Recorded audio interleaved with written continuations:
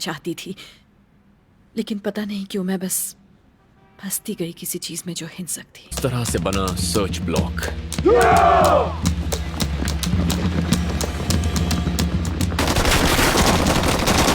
ये के लोगों को पता है कि इन हालात में क्या करना चाहिए। तो आप मुझे इस बारे में समझाइए ना। ड्रग डीलर्स वो बहुत बुरे होते हैं, उन्हें तुम्हारा पैसा चाहिए। Atado. Por la cantidad de plata que estamos perdiendo con esa huevona. ¿Me está escuchando? Ana, yo escribí esos discursos.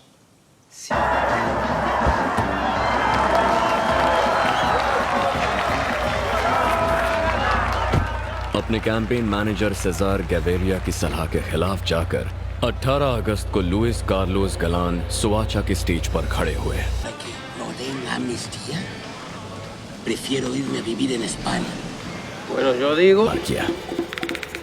पर ये सब बात में, अभी के लिए ये विश्वसनीय दोस्त और CIA का जरूरी आदमी राइट विंग है और बुश और पाब्लो दोनों से पैसे बना रहा है।